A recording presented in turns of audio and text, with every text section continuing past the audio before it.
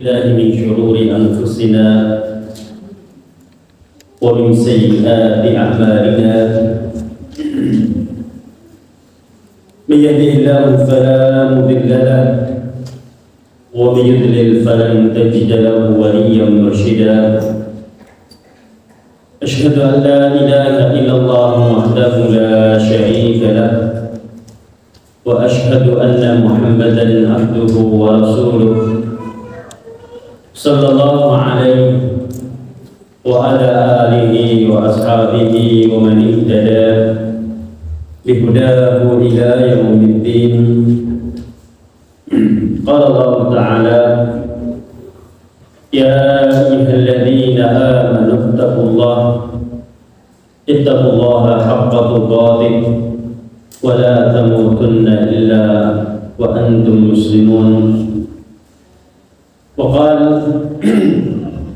يا أيها الذين آمنوا اتقوا الله وقولوا قولا سديدا يصلح لكم أعمالكم ويغفر لكم ذنوبكم ومن يطع الله ورسوله فقد فاز فوزا عظيما. أما بعد فإن أصدق الحديث كتاب الله وخير الهدى هدى محمد صلى الله عليه وسلم وشر الأمور محدثاتها وكل محدثة بدعة وكل بدعة ضلالة وكل ضلالة في النار. أحبائي في الله أعزني الله وإياكم. Alhamdulillah, kita bersyukur kepada Allah Subhanahu wa taala. Kita memuji Allah Subhanahu wa taala atas segala nikmat yang Allah berikan kepada kita. Kita bersyukur kepada Allah Subhanahu wa taala atas segala karunia, bimbingan Allah, petunjuk Allah, terkhusus dibimbing untuk bisa terus beramal, dibimbing untuk bisa terus menggunakan waktu kita diisi dengan hal-hal yang bermanfaat. Itu merupakan nikmat yang besar dari Allah Subhanahu wa taala, karena berarti Allah menginginkan kebaikan pada diri kita. Rasulullah sallallahu alaihi wasallam menjelaskan, man aradallahu bihi khairan ista'mala atau man yuridillahu bihi khairan ista'mala. Barang siapa yang Allah Subhanahu wa taala kehendaki dalam dirinya kebaikan, maka Allah akan jadikan dia beramal. Allah akan bimbing dia untuk mampu menggunakan segala kesempatan dan juga kemampuan yang dia miliki untuk hal-hal yang bermanfaat. Dan tidak ada hal yang paling bermanfaat daripada beribadah kepada Allah Subhanahu wa taala. Ikhwatifillah azani Allah wa iyyakum. Pada kesempatan pagi hari ini kita akan kembali melanjutkan kajian kita tentang Asmaul Husna. Berusaha untuk menghafal, kemudian berusaha untuk memahami makna Asmaul Husna, dan kemudian berusaha untuk mengamalkan kandungan ibadah-ibadah yang ada di dalam Asmaul Husna. Hari ini kita masuk nama Allah, yaitu Al-Haq. Nama Allah Al-Haq. Akan kita bahas beberapa hal. Yang pertama nanti adalah dalil bahwa Al-Haq itu betul-betul nama Allah. Yang kedua akan kita kaji nanti makna Al-Haq itu apa. Dan yang ketiga adalah buah manis atau manfaat yang seharusnya muncul dalam diri kita kalau sudah mengetahui nama Allah Al-Haq. Yang pertama terkait Al-Haq. Apakah nama Allah atau bukan, kita katakan Al-Haq itu nama Allah Subhanahu wa ta'ala. Di dalam Al-Quran disebutkan sebanyak 10 kali kalimat Al-Haq, di antaranya dalam surat Al-An'am ayat 62. Allah Subhanahu wa ta'ala berfirman, "Tsumma ruddu ilallahi maulahumul haqqi." Kemudian kembalikanlah kepada Allah, maulahum, Tuhan penolong mereka, al-haq, yaitu al-haq. Maka dengan tegas dalam ayat ini bahwa di antara nama Allah adalah al-haq. Demikian juga dalam firman yang lain, Yunus ayat 32. Allah Subhanahu wa ta'ala berfirman, "Fadzalikumullahu rabbukumul haqqu." Dan itulah Allah kalian yang merupakan Tuhan kalian, sekaligus yang memiliki nama Al-Haq. Demikian juga dalam ayat yang lain, misalnya dalam surah Thaha ayat 114. Allah Subhanahu wa ta'ala berfirman, "Fata'alallahul malikul haqq."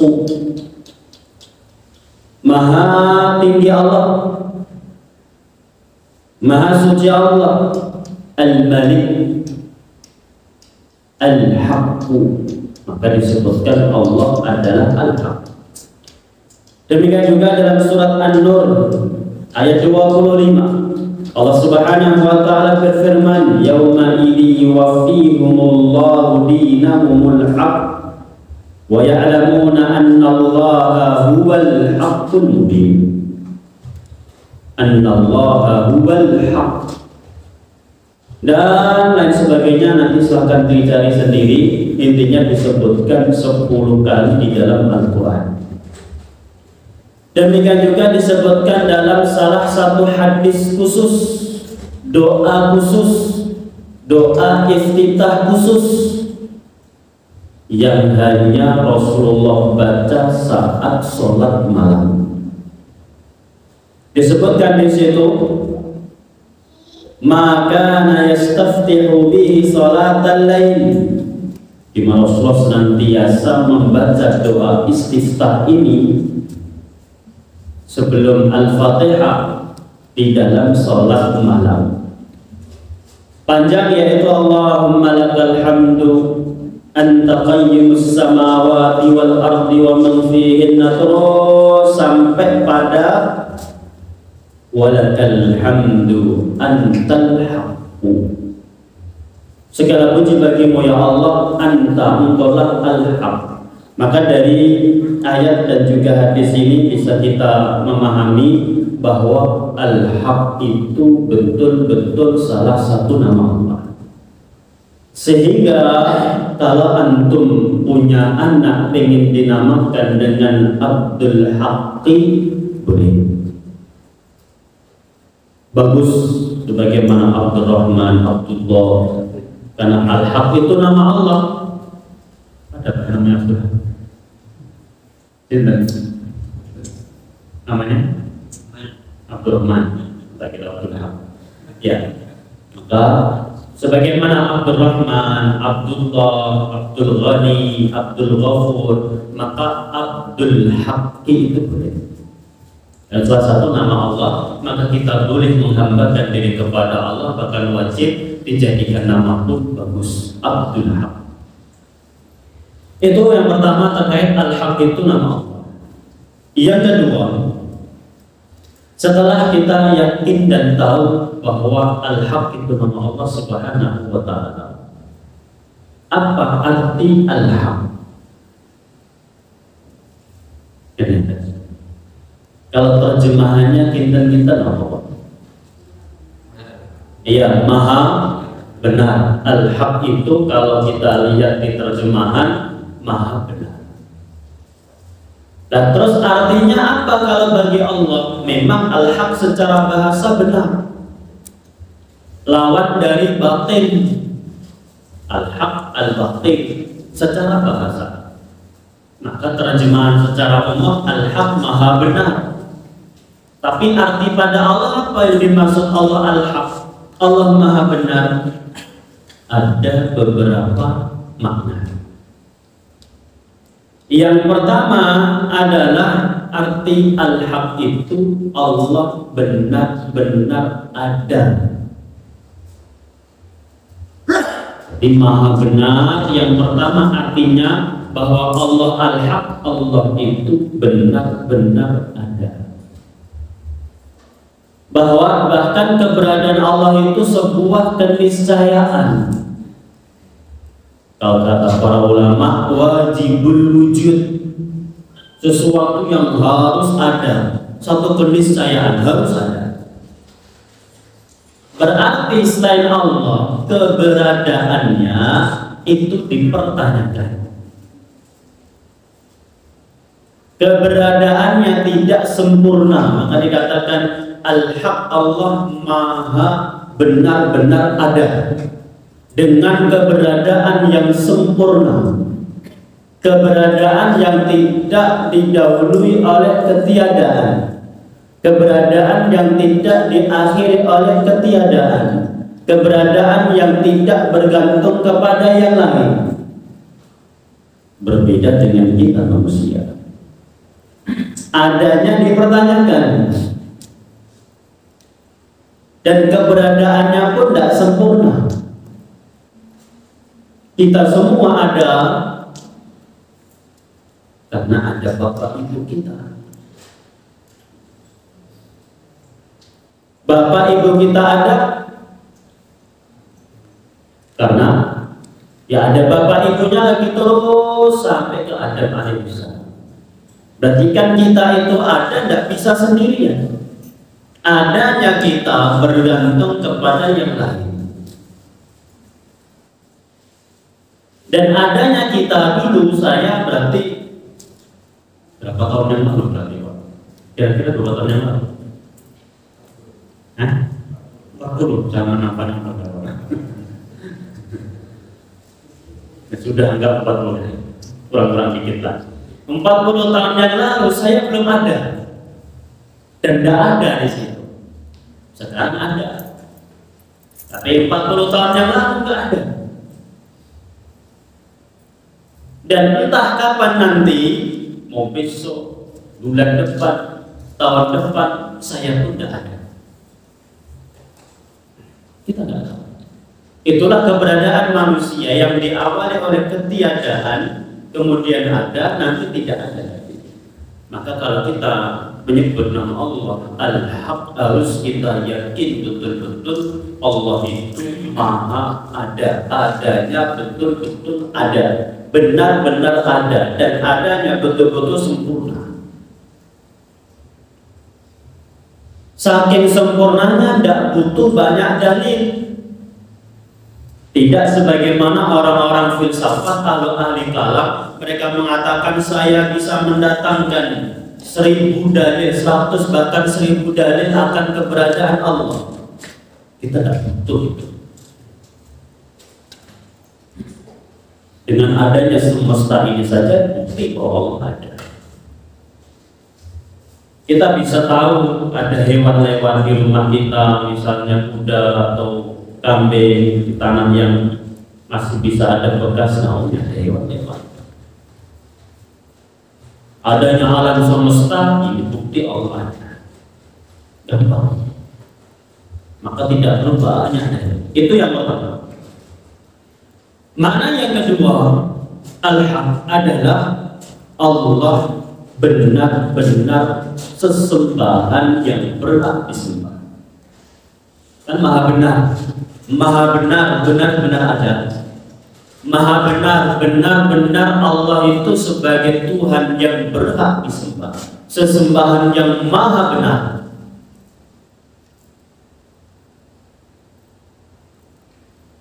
Dan alhamdulillah kita bersyukur, dibimbing, dituntun, dapat hidayah menyembah Allah yang memang betul-betul Tuhan. benar-benar Tuhan yang hakiki, karena selainnya batin. Adakah yang disembah selain Allah? Ada, tapi semuanya batin.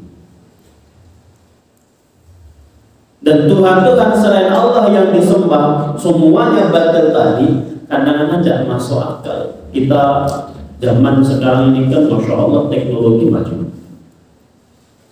berita apapun sampai kepada kita. Tentunya Anda semua pernah melihat video atau baca berita bagaimana mereka berbaris rapi seolah-olah akan menyambut tamu besar. Setelah datang tamunya, mereka malah berbahan, siap-siap diinjak di situ. Bahkan kalau kena kotorannya senang mereka. Sapi ya itu.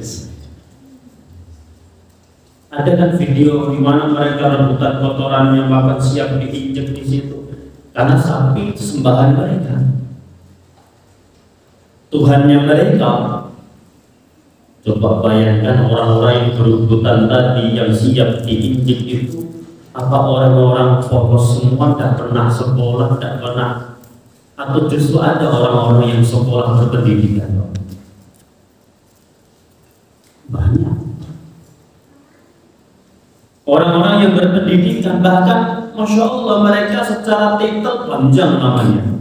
Nama sama titelnya panjangan titelnya. Tapi ternyata pendidikan yang mereka tempuh tidak merubah pola pikir, sampai siap diinjek-injek sama sapi, siap rebutan kotorannya, menganggap itu satu keberkahan, satu Masya Allah. Alhamdulillah kita Allah berikan bimbingan untuk menyembah Allah Al-Haq, betul-betul Tuhan, Tuhan yang benar, benar-benar sesembahan yang hak. Itu sebuah nikmat yang besar. Karena sesembahan itu di luar nalar manusia. Nggak habis pikir kita kok bisa. Patung yang mereka buat sendiri, mereka hias sendiri, mereka sembah. Ini kan tidak apa ya, logik kita tidak masuk. Tapi ada. Dan orang-orang pinter.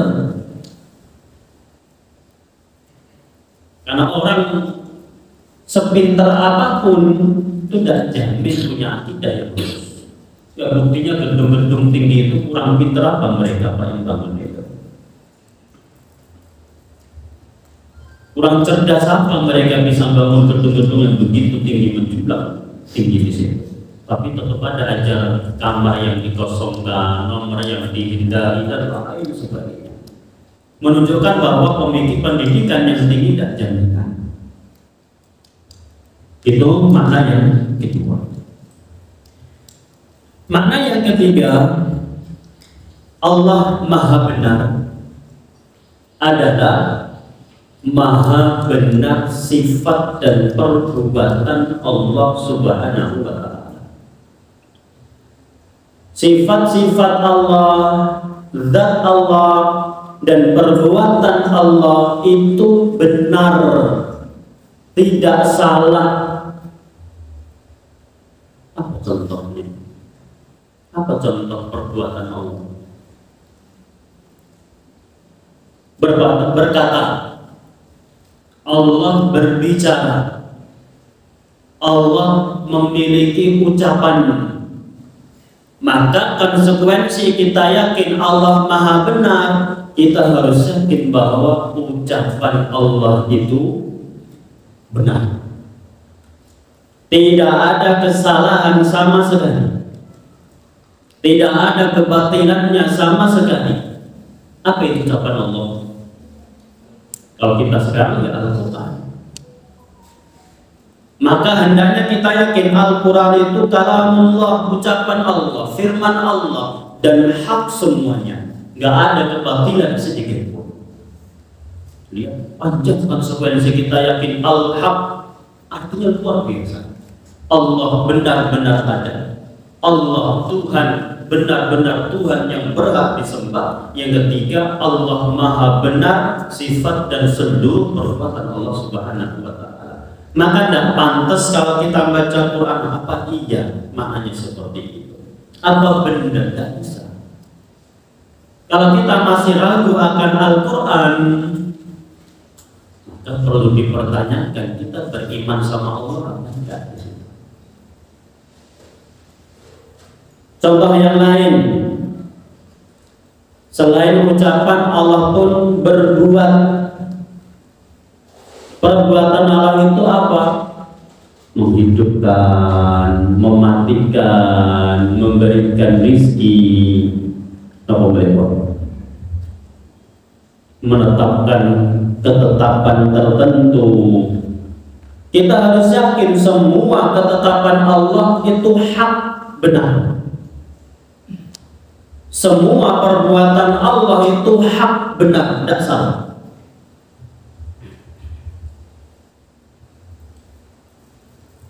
Apa contohnya? Ya, kalau Allah mengambil nyawa salah satu teman kita, salah satu kerabat kita, atau orang-orang yang kita cintai, harusnya tatkala kita beriman kepada Allah, al-haq yakinlah ketika Allah mencabut orang yang kita cintai nyawanya, itu perbuatan Allah benar, tidak salah, tidak menyimpang, dan tidak zalim. Itu yang terbaik untuk dia ataupun untuk keluarga yang ditinggalkan. Allah Maha Tahu. Itu Allah Maha Benar seperti itu. Demikian juga kalau Allah mentakdirkan kita mendapatkan rezeki yang pas-pasan, itu kan perbuatan Allah. Rezeki di tangan Allah. Ada yang Allah lapangkan rezekinya, ada yang Allah berikan pas-pasan, ada yang kurang. Maka kalau pas memang Allah berikan kepada kita pas atau bahkan kurang, yakinlah itu semua ketetapan Allah. Dan ketetapan Allah itu hak, benar, tidak mungkin salah. Bukan berarti mendalimi kita, bukan berarti ingin membuat kita sengsara. Allah al-haq, Maha Benar.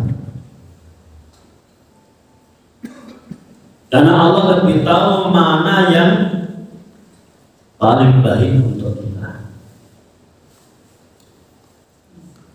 Terkadang miskin bagi seseorang lebih baik daripada kaya. Terkadang pas-pasan bagi seseorang lebih baik, lebih taat, lebih beribadah, lebih dekat kepada Allah. Maka Allah ingin dia tetap beribadah daripada dikasih kekayaan malah lupa mandiri. Dan itu kita rasakan. Bagaimana kalau pas kita butuh, Masya Allah doanya tulus, doa, sholat, tambah rajin, pas sudah lapang, sehat. Contohnya kita sehat, jarang kita minta, ya Allah berilah kesehatan, jagalah ini, jagalah itu. Tapi pas sakit, ingat betul kepada Allah. Maka Allah pun menginginkan yang terbaik. Itulah arti perbuatan Allah itu benar. Apapun perbuatannya, termasuk musibah, itu benar. Pasti ada hikmah di balik itu. Tinggal kita pintar-pintar apa enggak untuk memahami dan mengambil hikmah di situ. Tapi minimalnya yakin ini ketetapan Allah, Allah Maha Benar, dan mungkin salah. Dari perkara yang mungkin remeh sampai perkara yang besar. Apa yang remeh? Sekedar pengen pengajian, motornya malah mogok misalnya, nggak bisa berangkat, sholat telat. Apa yang dirasakan kalau seperti itu? Mau buru-buru pengajian malah nggak nyala-nyala di starter. Di starter nggak nyala, di engkel nggak nyala. Bagaimana? Muring-muring atau biasa saja? Panik. Semua disalahkan, kamu istri yang nggak ngapa-ngapain ikut salah, tadi nggak buru-buru, nggak segera-segera lagi, semuanya salah. Anak yang nggak ngapa-ngapain pun ikut salah. Itu kan manusia seperti itu. Maka kalau dia kenal Allah alhamdulillah, itu semua sudah Allah tetapkan. Siapa tahu dengan macet dia berangkatnya terlambat, ternyata ketika dia tepat waktu ada kecelakaan di situ. Atau mungkin diingatkan belum baca bismillah dia. Dan lain sebagainya, cari hikmah di situ. Semua Allah tetapkan, insya Allah itu yang terbaik. Al-haq, itulah konsekuensinya. Yakin semua ketetapan Allah al-haq. Daftar sekolah, daftar kerja, ternyata belum keterima, itu semua adalah ketetapan Allah. Allah yang menetapkan, kita tidak bisa berbuat begitu. Kalau nggak keterima, Allah al-haq. Insya Allah nggak salah. Pasti ada kebaikan lain yang ingin Allah berikan kepada kita. Nah itulah arti bahwa Allah semua perbuatan kita, termasuk pertemuan dengan Allah pun benar. Artinya kita semua akan mati. Janjinya Allah pun benar. Utusan Allah, para rasulnya pun benar. Kitab-kitab yang Allah turunkan pun benar. Dan panjang lebar, nggak bisa kita sebutkan satu persatu. Jadi Bapak Ibu jamaah rahimakumullah, itu tadi poin kedua. Poin pertama, al-haq itu nama Allah, disebutkan dalam Al-Quran berapa kali Pak? 10 kali. Yang kedua, makna al-haq itu 3. 1, Allah benar-benar ada. 2, Allah benar-benar sesembahan yang berhak disembah. 3, Allah sifat dan perbuatannya itu benar. Itu yang harus kita hadirkan dalam diri kita tatkala mendengar kata al-haq, atau tatkala mengucap kalimat al-haq, atau tatkala membaca Al-Quran ada al-haq di situ. Poin yang ketiga terakhir, setelah tahu al-haq nama Allah, tahu makna al-haq, berikutnya adalah buahnya. Ibadah apa yang bisa kita amalkan dengan mengenal nama Allah al-haq. Buah yang pertama Bapak Ibu jamaah rahimanallahu wa iyyakum adalah semakin mengagungkan Allah dan mencintai Allah Subhanahu wa ta'ala. Itu harusnya. Kalau betul-betul bisa menyadari, menghadirkan dalam benak kita Allah benar-benar ada. Tatkala kita sedang dalam kondisi paling terpuruk, ingat Allah benar-benar ada. Tatkala kita dalam kondisi paling ambruk sekalipun, ingat Allah benar-benar ada. Yang siap menolong dan membantu, pasti menolong kita. Allah juga satu-satunya al-haq yang berhak disembah. Semua ketetapan Allah benar, maka kita pun akan semakin cinta, semakin mengagungkan Allah, semakin mengesahkan Allah, semakin hanya bergantung kepada Allah. Karena semua selain Allah, keberadaannya itu ya bergantung kepada Allah.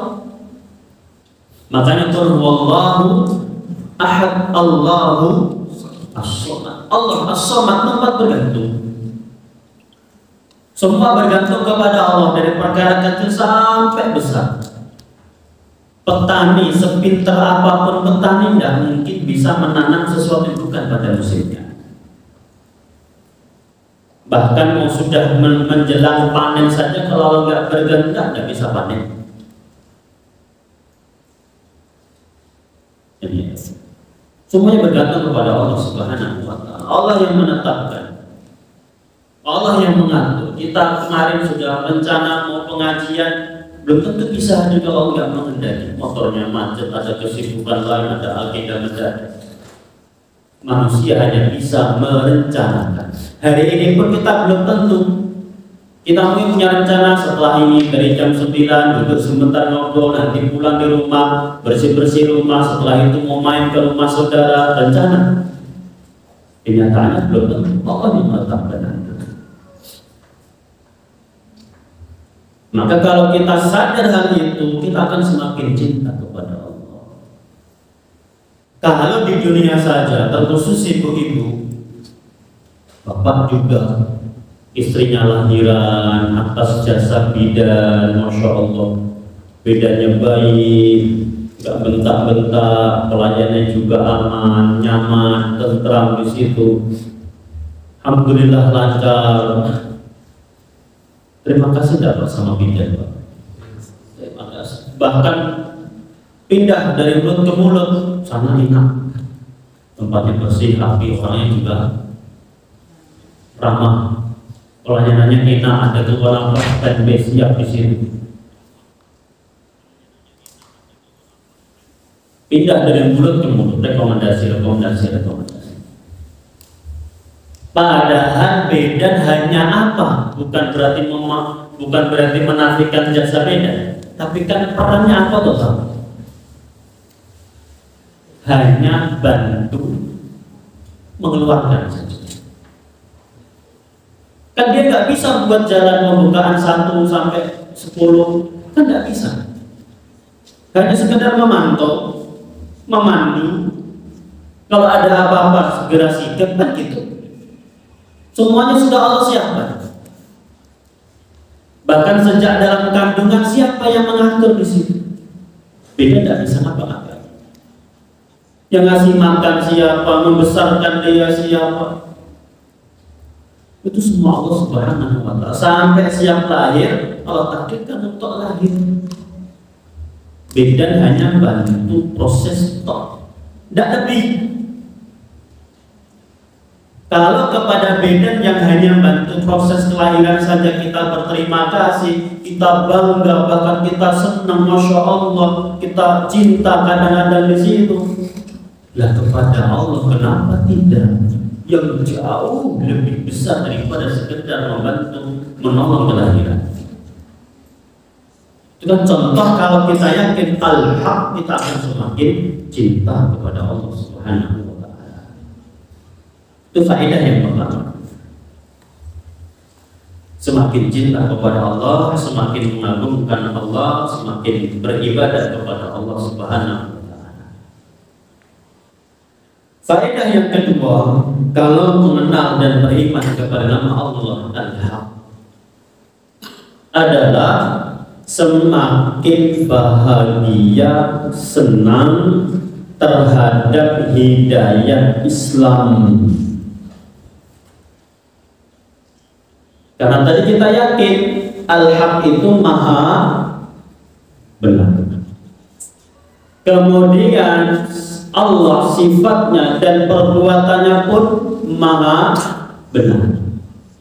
Islam pun dari Allah, maka Islam pun pasti benar. Kan gitu. Allah Al-Haq maha benar. Islam dari Allah, berarti Islam pasti agama yang benar. Kalau kita mendapatkan hidayah sampai hari ini beragama Islam, berarti itu nikmat yang besar, kita harus gembira. Diberikan oleh Allah petunjuk untuk bisa memeluk agama Islam, agama yang al-haq, yang paling benar. Agama yang akan membawa kita kepada kebahagiaan yang hakiki nanti. Agama yang banyakkan dari kita tidak butuh banyak proses mencari. Ada di antara kita yang proses dulu Pak, dari penelitian, baca-baca dulu, masya Allah, dipelajari aturannya, syariatnya, oh tertarik, tidak masuk Islam. Kan jarang, mungkin ada tapi saya nggak paham. Tapi rata-rata antum lahir Islam karena orang tua Islam atau proses mencari? Rata-rata lahir Islam. Menunjukkan itu nikmat yang besar lagi tanpa capek-capek, tanpa harus mencari, menempuh perjalanan ke sana kemari, belajar ke sini ke situ, mencermati, memikirkan, oh ini betul yang betul. Kita tidak lahir sudah diakikkan, insya Allah. Anda Islam di sini.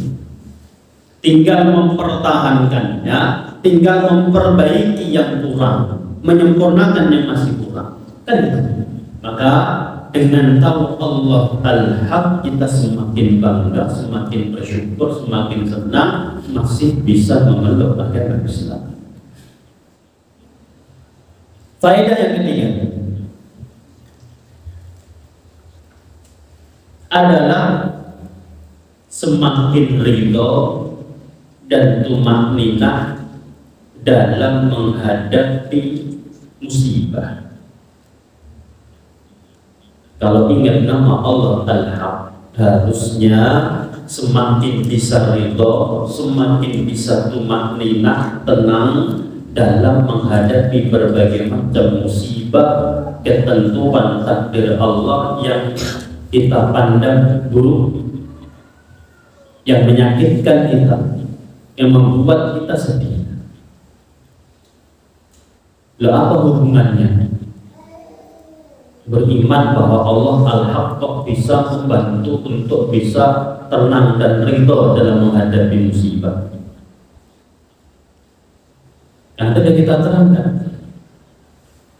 bahwa konsekuensi Allah Al-Haq, perbuatan Allah itu benar. Tidak mungkin salah tempat, tidak mungkin menzalimi hambanya sama sekali. Maka kalau kita sakit, yakinlah itu ketetapan Allah yang maha benar. Ketetapannya pun pasti benar. Meskipun pertama terasa pahit berat, tapi harus bisa menepis, kita ini harus sabar. Ini ketetapan Allah. Mau berangkat haji tahun ini ternyata ditunda, yakinlah bahwa itu ketetapan Allah, pasti ada hikmah yang Allah ini wujudnya, yang kita tidak tahu. Terkadang bisa kita pahami setahun, 2 tahun, 5 tahun, 10 tahun baru bisa kita pahami, karena pendeknya ilmu manusia. Kita akan memahami kadang cepat, kadang lama. Lihat Nabi Yusuf alaihissalam, bagaimana perjuangan beliau sebelum diangkat menjadi nabi, sebelum menjadi bendaharawan di situ. Kecil sudah dibenci saudaranya. Tidak hanya sampai sekedar dibenci, hampir dibunuh, tapi Allah selamatkan, akhirnya dibuang di sumur. Setelah itu jadi budak diperjualbelikan. Setelah itu masuk penjara. Itu kan bertubi-tubi. Tapi ternyata apa akhirnya? Allah ingin mengangkat beliau. Ya, terkadang kebaikan itu tidak langsung A, sampainya ke A, lewatnya dari D dulu, baru sampai ke A. Bahkan kadang dari Z dulu, baru sampai ke A. Maka kalau ada musibah dari yang terkecil, sekedar kena duri, kesleo sedikit, sampai sakit di rumah atau bahkan dirawat di rumah sakit sehari, 2 hari, sepekan, bahkan mungkin sebulan atau bahkan setahun, yakinlah itu adalah perbuatan Allah dan itu benar, tidak mungkin salah. Karena Allah Subhanahu wa Ta'ala sudah menetapkan kedudukan kita. Terkadang antara kedudukan yang Allah takdirkan untuk kita dan amal perbuatannya beda jauh. Ini nggak nyampe mutamalannya ini dengan kedudukan yang disiapkan. Agar sampai kepada kedudukan yang Allah siapkan, Allah berikan sakit atau cobaan. agar mengantarkan dengan musibah yang dia hadapi sampai kepada kedudukan yang Allah inginkan. Apa nggak mau Pak seperti itu? Bisa seperti itu. Maka dengan mengenal nama Allah Al-Haq, kita tambah tenang, ridho dan menghadapi musibah. Faedah yang keempat, dengan mengenal nama Allah Al-Haq, kita semakin tunduk, patuh secara utuh terhadap hukum-hukum syariat, terhadap aturan Islam, terhadap undang-undang Islam, terhadap apa yang Allah perintah, apa yang Allah larang. Yakin bahwa hukum Allah itu pasti benar, tidak mungkin salah, pasti sesuai, tidak mungkin menyimpang, pasti sempurna, tidak mungkin kurang. Apapun, baik ketetapan berkaitan ibadah, Allah sudah berikan ketetapannya. Jangan buat ketetapan baru. Dalam bermuamalah sudah Allah tetapkan aturan bermuamalah. Jangan bikin baru. Baik dalam bernegara, berpolitik, Allah sudah berikan aturan dalam berpolitik maupun bernegara. Jangan buat aturan sendiri. Kenapa? Allah Al-Haq. Aturan Allah pun berarti pasti hak. Adapun aturan manusia nggak ada yang sempurna. Bapak mau benar mau apa pasti bisa saja digugat, diangkat ke pengadilan, ke mahkamah. Ada celah di situ. Karena aturan manusia, undang-undang manusia, yang salah pun bisa benar, yang benar pun bisa salah. Tergantung orang pintar-pintar ngomong, pintar mencari dalil, digabung-gabung jadi sudah. Kan gitu undang-undang itu. Maka banyak pasal-pasal yang memang karet memang. Tergantung orang gimana pahamnya. Gampang. Memang sengaja untuk dijadikan orang-orang yang nggak disukai bisa dipasal dengan pasal-pasal itu. Gampang. Tapi kalau aturan Allah Subhanahu wa Ta'ala nggak ada tawar-menawar. Sudah utuh sempurna. Dalam ibadah misalnya, sudah Allah buat seringan mungkin sesuai kemampuan manusia. Kalau dikerjakan sesuai aturannya, tidak mungkin keberatan. Tidak mungkin ada yang tidak bisa dikerjakan. Apa coba? Sholat ringan, cuma 5 kali dalam sehari semalam. Tapi kalau ditambah harus datang duluan, harus zikir sekian dulu, baca ini sekian kali, itu berat. Karena ada tambahannya. Tapi sesuai aturan ini. Ya, sesuai aturan. Dalam bermuamalah jelas kaidahnya. Ditambah ini, tambah itu, akhirnya berat. Dalam bersyukur ringan, tapi harus ada acara sekian, jadi berat. Maka dengan mengenal nama Allah Al-Haq, kita semakin tunduk, patuh, pasrah kepada aturan Allah Subhanahu wa Ta'ala. Aturan yang betul-betul sempurna. Aturan yang bukan sekedar mengejar aturan zahir. Semua aturan Islam pasti ada efek ke hatinya, ke moralnya, ke akhlaknya di situ. Pasti. Aturan misalnya naik motor, kita dianjurkan yang naik kendaraan salam kepada yang berjalan. Itu bukan sekedar aturan toh. Harapannya kalau itu diwujudkan akan terjalin hubungan yang harmonis, yang berjalan menghormati yang naik motor pun tidak merasa sombong, congkak, bangga.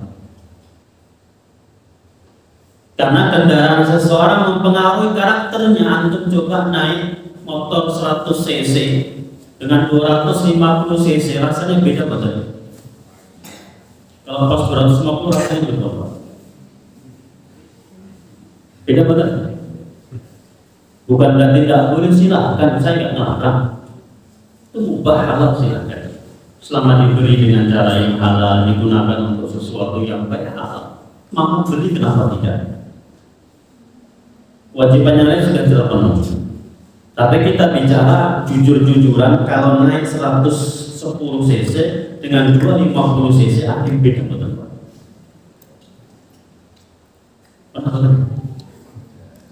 Kalau saya merasakan ada yang beda, kayak gimana? Pernah nyoba punya adik yang 250 cc wajib Pak.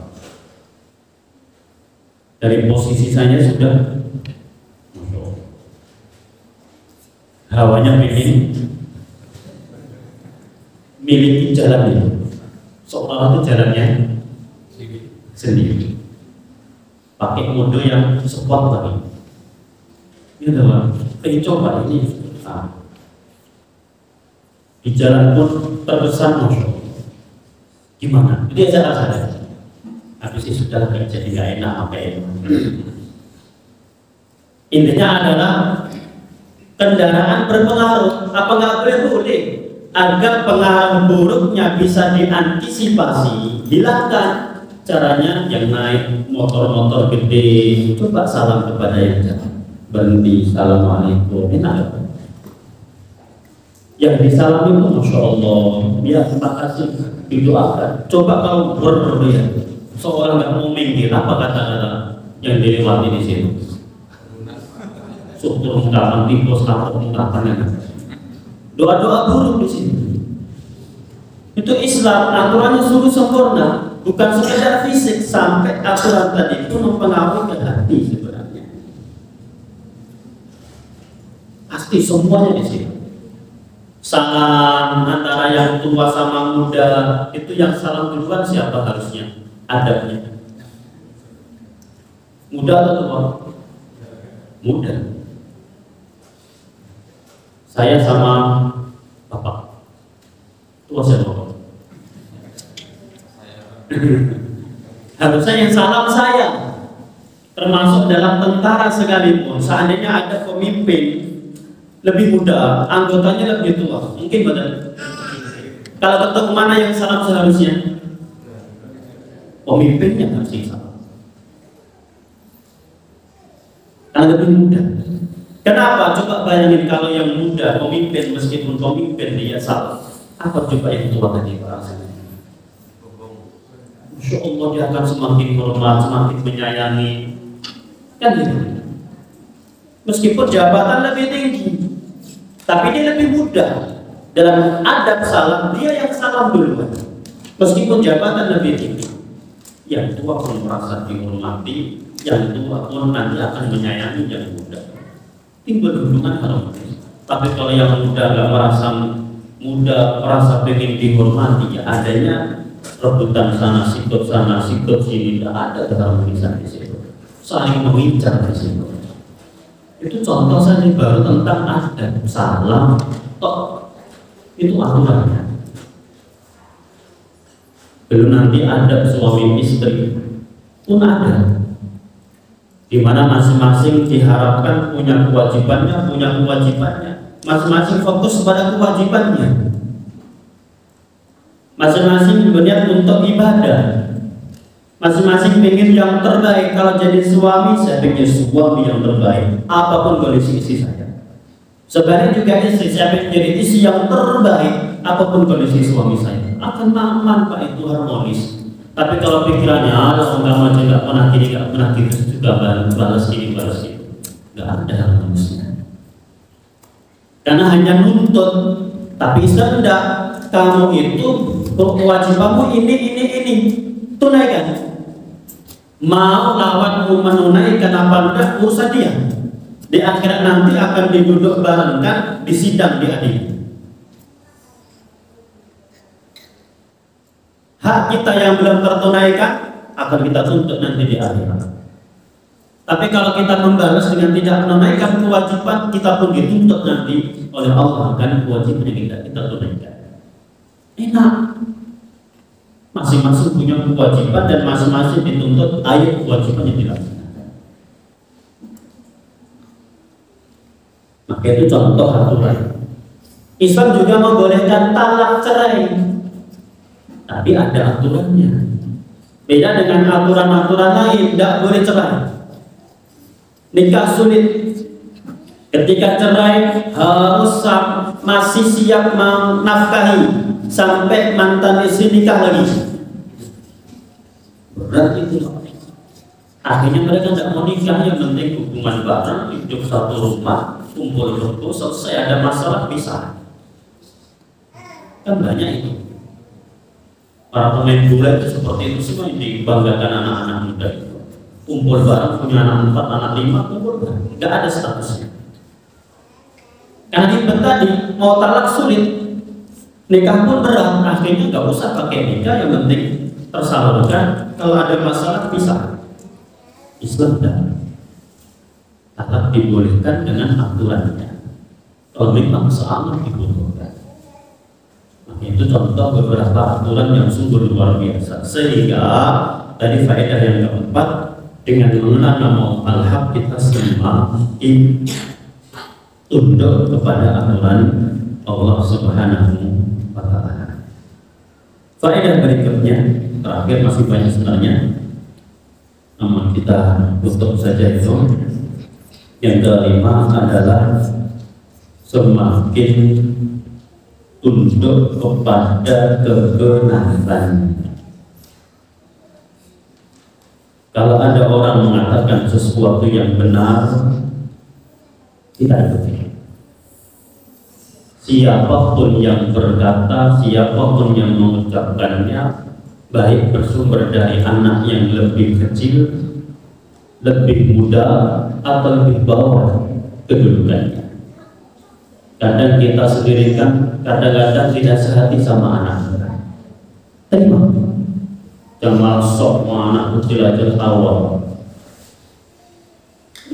Meskipun dari anak kita sendiri, kadang celotehan mereka itu kan polos. Kadang pas kita lupa, kadang pas kita lagi malas, itu kan kadang diingatkan secara tidak langsung. Maka bismillah terima. Meskipun berasal dari anak kita sendiri yang masih kecil belum paham apa-apa. Itu konsekuensi kalau kita mengenal nama Allah Al-Haq, maka kita pun tunduknya hanya kepada yang hak, kepada kebenaran. Siapapun yang mengatakannya, siapapun yang mengucapkannya, datang dari manapun, yang penting itu Al-Haq. Tujuan kita di situ. Dakwah pun sama. Dakwah itu kan kebenaran. Kalau dakwah itu terwujud entah oleh kita atau orang lain, yang penting jangan. Tapi kalau sudah yang penting harus saya melaksanakan, harus dia melaksanakan, nggak akan harmonis, nggak akan tenang. Al-Haq itu yang penting terwujud. Kebenaran yang penting terlaksana. Kalau bukan dari kita, dari orang lain, alhamdulillah sudah terwujud. Sehingga kebenarannya masuk. Dan itu, maka konsekuensi kita beriman kepada nama Allah Al-Haq harus semakin tunduk kepada Al-Haq, bukan tunduk kepada hawa nafsu. Demikian Bapak Ibu jamaah rahimana wa iyyakum, 5 faedah serta makna dan dalil bahwa Al-Haq itu nama Allah Subhanahu wa Ta'ala. Semoga kita senantiasa dibimbing oleh Allah Subhanahu wa Ta'ala untuk memahami nama-nama Allah dan mengamalkannya dalam kehidupan sehari-hari kita berupa kandungan-kandungannya, ibadah-ibadah yang terkandung di dalam nama-nama Allah yang paling bagus. Demikian, semoga bermanfaat.